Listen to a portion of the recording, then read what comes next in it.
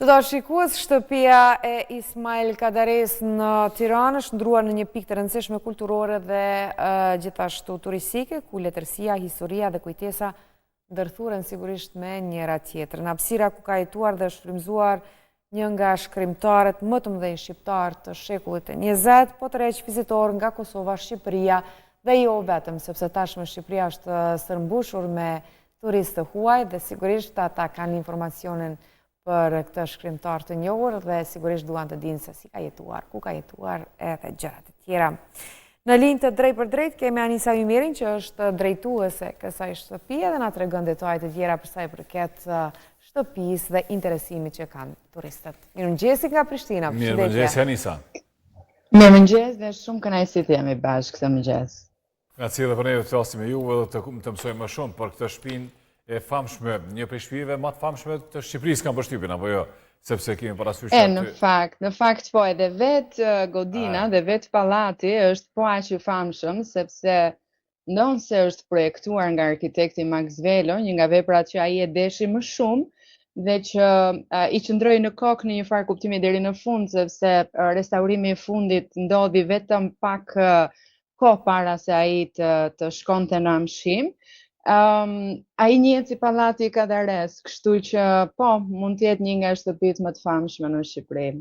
Edhe identitare të Tiranës edhe të Shqipërisë përgjithsisht apo jo. Mirë, shumë kënaqësi që flasim sigurisht edhe e mësojmë disa detaje nga ju për interesimin, për faktin që ka, siç e tha edhe Delfina, një interesim të madh të shqiptarëve por edhe të huajve për të ardhur dhe për të pa ambientet e brendshme të asaj shtëpie, të asaj banese. Si është edhe kur ka ndodhur realisht që shtëpia tashmë është e qasshme edhe për vizitorët?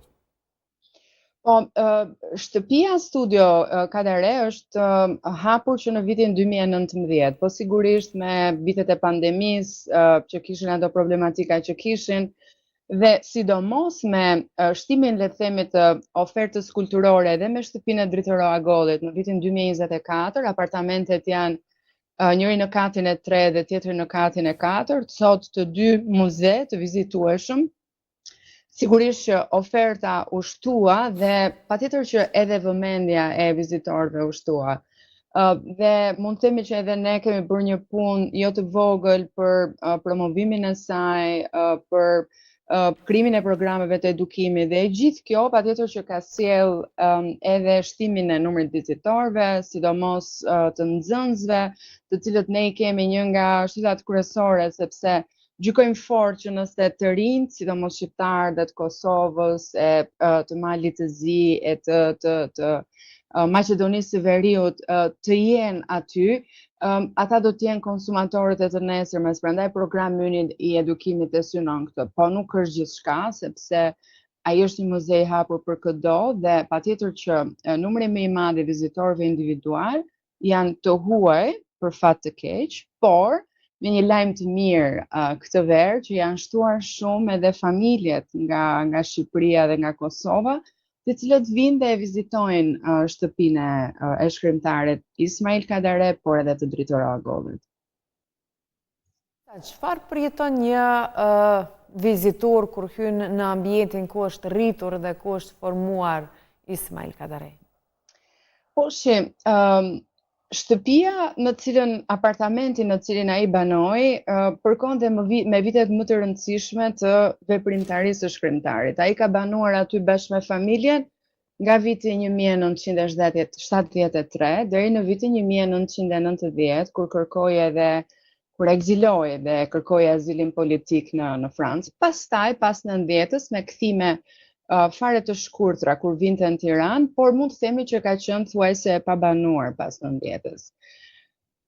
Dhe do e mos ata që e njohin, po edhe ata që se njohin e mësojnë që këto janë vitet në studion e cilit janë shkruar veprat më të rëndësishme të shkrimtarit dhe aty ka ndodhur ngjarje të rëndësishme kulturore. Fati i madh, edhe ai përjetimi për cilin ju pyesni është gati magjik, sepse kjo studioja për cilën e po flasim është ruajtur identike siç ka qenë në kohën që Ismail Kadare shkruante aty. Aty është tavolina e tij e punës, është biblioteka e tij private, është oxhaku në cilin ai shkruante, edhe kishte ato momentet e frymëzimit dhe gati ka kaluar një legjendë urbane, por është e vërtet që për shkak se e frymëzonte Hoxhaku, i cili është aty, ai e ndiste edhe në verë kur i duhej, le të themi, pak frymëzim. Dhe përjetimet e vizitorëve janë të jashtëzakonshme sepse ecin në pra hedhin hapa në parketin ku ka hedhur hapa edhe ka ecur edhe Ismail Kadare, ka frymuar në një farë kuptimi. Dhe fakti që apartamenti ka ruajtur absolutisht çdo lloj elementi origjinal që ishte mundur të ruaj, të kthen shumë pas në kohë, pra në një apartament jo të zakonshëm të para viteve 90 në Shqipëri, po nga ana tjetër ti kupton se të gjitha objektet i përkasin shkrimtarit, edhe ky është një emocion shumë i fortë, duke filluar nga televizori me ngjyra, kopje të rralla të asaj kohe, bibliotekat që janë të plota të ruajtura aty, tavolina, ku di, domethënë gjithçka që ka qenë e mundur nga ekipi i personave që e kanë muzealizuar. Edhe kjo është vërtet shumë e rëndësishme për cilin do vizitor. Pra nuk ka pasur transformime rrënjësore dhe objektet origjinale janë maksimalisht aty. Ne ndërkohë Anisa po i shohim edhe disa pamje, edhe video edhe fotografi të ambientit dhe po duket vërtet shumë bukur, shumë këndshëm. Edhe kam vështrimin që patjetër edhe vizitorët e marrin këtë ndjesim për cilin po flet. Edhe ti po ç'është ajo, nuk e di, për shembull, përshtypja që ata e ndajnë me juve kur vinë, nuk e di, ose shqiptarët po besoj kanë një qasje tjetër, ose edhe të huaj që i kanë lexuar veprat e tij në gjuhën e tyre, të përkthyer, por tash vinë edhe në ambientin ku ai për shembull mund të ketë shkruar disa prej atyre veprave. Ç'është ajo ndjesia që e marrin me vete ata? Është krejt e zakontë që përjetimet e shqiptarëve dhe përjetimet e të huajve janë të ndryshme. Po e nis me shqiptarët, ata patjetër që vinë me zemrën plot në një kuptim të shtëpia e shkrimtarëve të tyre të dashur. Por duke qenë se përveç të rinjve, cilët nuk e kanë përjetuar periudhën e komunizmit, pjesa tjetër e, le të themi, shqiptarëve mbi 40 vjeç e dinë çfarë ka qenë mobilimi edhe gjërat të tjera në periudhën e komunizmit, kanë lexuar, një pjesë e tyre e kanë përjetuar, sigurisht që ndjesitë janë patjetër mikse, por nuk mund të flasim për ndonjë habit.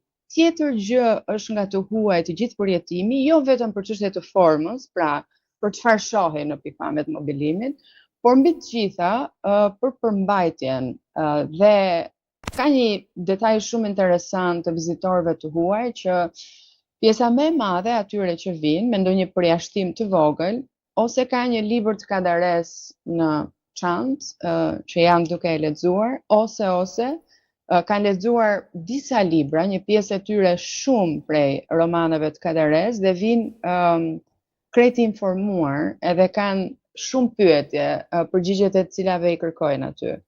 Dhe kjo është shumë befasuese për ne, por është edhe sfiduese sigurisht për stafin e muzeut, i cili patjetër që është shumë i kualifikuar sepse janë të përzgjedhur me shumë kujdes, por pyetjet janë nga më të shumtat, edhe një pjesë e cilave ne nuk na vjen keq të themi që nuk i japim dot përgjigje, sepse ne jemi aty për të treguar një narrativ të muzeut dhe jo për të bërë një histori politike të Shqipërisë. E megjithatë përpiqemi në gjitha drejtimet që ata ta kenë eksperiencën aty sa më të plot, sepse ne jemi të ndërgjegjshëm që ai nuk është thjesht një apartament që ti vjen e sheh, gëzon që po vjen në shtëpinë ku ka jetuar Kadareja. Jo, ai është një apartament i cili të nxit pafund pyetje dhe qëllimi ynë ky është që vizitorët të jenë pa diskutim të angazhuar edhe të largohen me disa përgjigje që i kanë pasur edhe që i kanë marrë.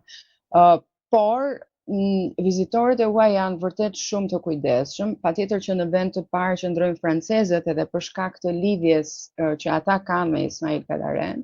Ai ishte shtetas francez, ai vepra e tij është botuar e plot në frëngjisht si në rrallë gjuhë tjetër ose si në asnjë gjuhë tjetër. Dhe ata janë lexues të Kadares prej viteve 70, kur është botuar edhe generali për herë të parë atje dhe pastaj e kanë ndjekur hap pas hapi krijimtarinë e tij. Dhe çfarë është shumë interesante është që vijnë familje dhe përveç prindërve që do e mos e kanë lexuar, edhe të rinjt fillojnë edhe kanë filluar ta lexojnë për shkak të këtij ndikimit të familjes, po edhe të shkollës, sepse sigurisht që Kadarea është një nga shkrimtarët shumë të njohur në Europë dhe në botë, edhe sidomos në Francë është pa diskutim pjesë edhe e kurikulave në nivele të ndryshme. Dhe përjetimet kur vinë aty, të gjithë thonë nuk e imagjinonim dot se në çfarë mjedisi ky shkrimtar që ne e lexojmë ka krijuar, edhe ndjesia, domethënë kuptoj që dhe një pjesë e tyre e shpreh në fakt që po na plotësohet krejt mozaiku tani. Pra dinim copoza, imagjinonim çfarë edhe ku mund kishte jetuar, edhe kur vim këtu kuptojmë më shumë edhe kemi të plota të qasjen. Anisa, pas ndarjes nga jeta të Kadares, a është vretur një rritje interesimit më të madh për jetën dhe veprën e tij? Absolutisht po. Edhe nga vetë nxënësit edhe mësuesit në Shqipëri, të cilët programojnë vizita tek ne, por sidomos edhe të huajt, pa diskutim që po.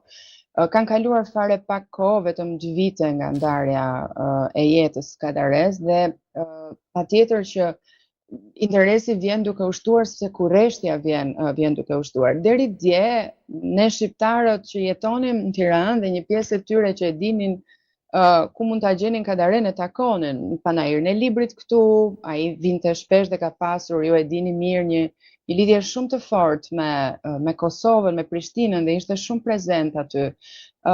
Ishte në takime të ndryshme, jo vitet e fundit, por deri pak para, le të themi, viteve të fundit, ishte shumë prezent edhe në aktivitete të tjera kulturore brenda dhe jashtë Shqipërisë. Fakti që ai vitet e fundit e minimizoi, le të themi, këtë prezencë, fakti që ai prej 2 vitesh nuk është më, bën që lexuesit e tij, që janë vërtet të shumt, të mund të gjejmë pika të reja takimi, dhe kjo është patjetër ka kthyer interesin edhe nga shtëpia e tij në Tiranë, dhe kjo është mbase edhe një arsye fort pse apartamenti i tij në Tiranë ka filluar që të vizitohet edhe më shumë. Mirë, sigurisht Anisa, po besoj që një ditë kemi me ardhur me kamerat tona atje edhe i shohim edhe ambientin e brendshëm, ju takojmë edhe juve, edhe flasim edhe më konkretisht. Po nëse nuk e di për shembull, jeni të gatshëm me na prit, patjetër, Patjetër, do ishte gjëja më e paktë, edhe sigurisht që mendoj që është pjesë e misionit tonë të përbashkët që ta çojnë zërin edhe le të themi jehonën e atij apartamenti teksa më shumë njerëz, sepse vetëm kështu për shembull, shkollat e Kosovës, ndërsa programojnë vizitat e tyre në Tiranë, të mund të kthehen, thjesht të kthejnë kokën nga sheshi Skënderbej drejt pallatit Kadares edhe na gjejnë menjëherë, edhe vendodhja është shumë e mirë. Edhe patjetër që do t'ju prisni me shumë kënaqësi, edhe do t'ju luteshim madje që të vini. A ka lënë ditë pa ardhur dikush? Nuk ka lënë apo jo? Jo, nuk ndodh. Tani këtu ka diçka. Unë bashkë me stafin kemi një qëllim madhor që secili prej vizitorëve që vjen aty të mund të ketë një eksperiencë të plotë. Ai nuk është një muze si muzet e tjerë në botë historik apo diçka tjetër që apo një galeri e madhe arti ku ti futesh, mund të marrësh një audio guide, shëtit në për pavione të ndryshme dhe largohesh. Ai është një muze që sikurse ju thash, secili vjen me pyetjet e tij brenda vetes edhe kërkon përgjigje. Përrjedhoi, ai nuk mund të jetë një muze i cili pret qindra vizitorë në ditë, sepse e para do ta dëmtonin fizikisht, se hapësirat janë të tilla intime që kërkojnë një lëvizje shumë të kujdesshme, dhe e dyta që është shumë e rëndësishme, ai është një muze i cili nuk kuptohet pa një guide të personalizuar. Çfarë do të thotë kjo? Që secili vizitor që hyn ose ka një guide në gjuhën që preferon, dhe do ju përmend pak më vonë gjuhët që ne ofrojmë edhe fizikisht edhe në kopje fizike, dhe guida e shoqëron gjithandej dhe i përgjigjet për gjitha pyetjet që ka. Përndryshe ai nuk kuptohet. Përndryshe përvoja e vizitorit në muze do të ishte shumë e cunguar dhe nuk do ta kuptonte krejt mirë se ku është. Dhe ne kemi vërtet të shenjtë këtë që çdo vizitor, përveç se i japim mirëseardhjen edhe biletën, i ofrojmë edhe guidën e personalizuar sipas interesit të tij, sigurisht dhe sipas moshës. Dhe këtë gjë, specialistët e muzeut e bëjnë me shumë devotshmëri dhe me shumë pasion, përveç se në gjuhën shqipe, bëjnë në anglisht, në frëngjisht, në italisht, në spanjisht, në turqisht. Këto janë gjuhët që ne i ofrojmë fizikisht përmes guidave tona. Dhe ata janë aty për të komunikuar çdo moment. Dhe pastaj në gjuhë të tjera përveç këtyre, po? Veç kemi hyrë në terminin e lajmeve, po na duhet me ndërprej këtë komunikim. Krejt në rregull, krejt në rregull. Anisa, të falenderojmë shumë edhe besoj që... Edhe unë juve.